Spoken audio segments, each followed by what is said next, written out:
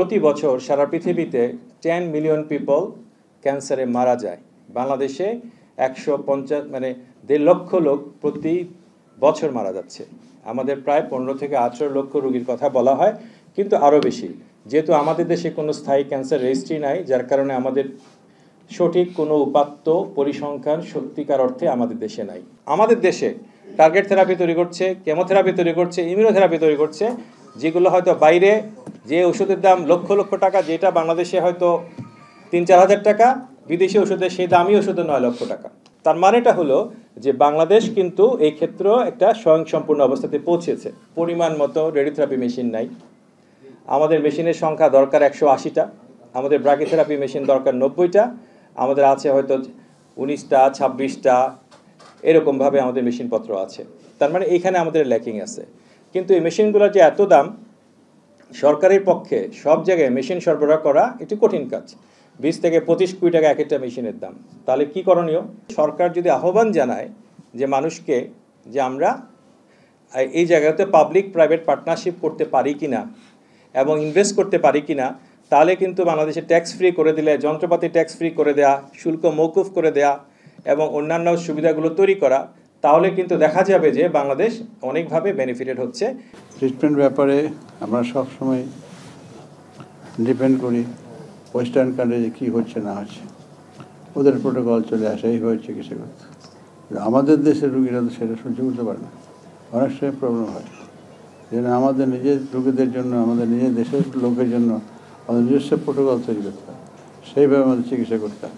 আমাদের আরেকটা ট্রেন্ড হয়েছে আমাদের রুগীদের, আচ্ছা ঠিক আছে বাইরে গেল, একটা ইনভেস্টিগেশন করে কনফার্ম হয়ে আসলো, ঠিক আছে ডায়াগনোসিস ভুল কিনা ক্যান্সারের ব্যাপার, বস্তা বন্দি করে ওষুধ নিয়ে আসে। আমি গত 10 বছর যাবত এই জিনিসটা আমি এরকমও করেছি অনেককে, যে আমার হসপিটালে তুমি এই ড্রাগ দিয়ে চিকিৎসা করতে পারবে না, আমার দেশে যে ড্রাগ আছে সেই ড্রাগ তুমি বাইরে থেকে আনতে পারবে না।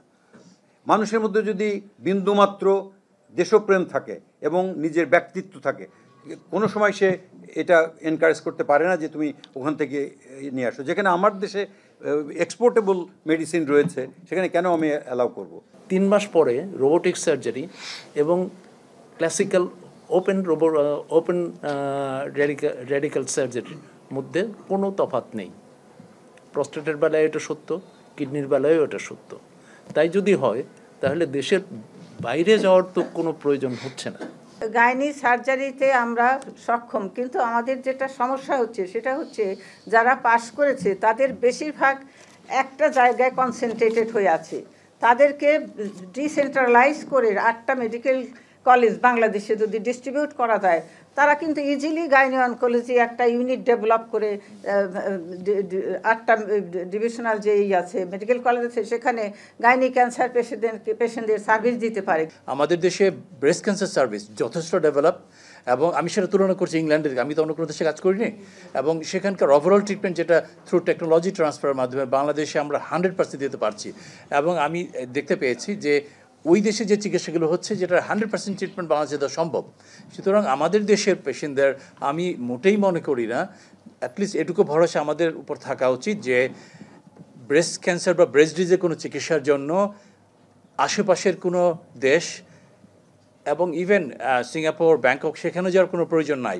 আমাদের গভর্নমেন্ট হসপিটালগুলোতে প্রচুর পেশেন্ট আসে, এবং যেই পেশেন্টগুলোর আসলে চালচুলো তেমন কিছুই নাই, গভর্নমেন্টকেই তাদেরকে ট্রিটমেন্ট দিতে হয় খুবই স্বল্প মূল্যে। এবং সেই ক্ষেত্রে দেখা যাচ্ছে যে আমাদের যে মেশিন যেটা আছে, রেডিওথেরাপি মেশিন, সেটা খুবই অপ্রতুল। এবং শুধু আমরা যে রেডিওথেরাপি দিই তা না, ঢাকা মেডিকেল কলেজে আমরা কিন্তু কেমোথেরাপি দিয়ে থাকি। আমরা প্রতিদিন 100 জনের মতো পেশেন্টকে কেমোথেরাপি দিয়ে থাকি। কিন্তু এখানেও কিন্তু একটা সমস্যা আছে, সেটা হচ্ছে আমাদের যে কেমোথেরাপি যে এজেন্টগুলো আছে সেগুলো সাপ্লাই কিন্তু অনেক কম। সো সেক্ষেত্রেও অনেক পেশেন্টরাই কিন্তু এগুলো পায় না, বেড কম, পেশেন্টরা ঘুরে চলে যায়।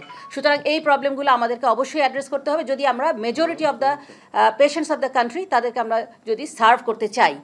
একটা ন্যাশনাল তহবিল, সেটা ক্যান্সারের জন্য আলাদা করে হতে পারে, আবার আমাদের 10টা-12টা যে ক্রিটিক্যাল ইলনেস আছে সেটার জন্য অনেক টাকা খরচ হয়। এই kidney dialysis, kidney transplantation, heart, liver, whatever যতগুলো আছে 10-12টা আছে আপনারা জানেন ক্রিটিক্যাল ইলনেস।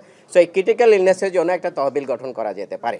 আমরা হিসাব করে দেখেছি এখানে 10 থেকে 12,000 কোটি টাকার যদি একটা তহবিল হয় তাহলে বাংলাদেশে যে যে যে যে যে যে পরিমাণ খরচ হয় সেই খরচের ভিতরে কিন্তু এই সিংহভাগ রোগীকে কিন্তু এখান থেকে ট্রিটমেন্ট দেওয়া যায়।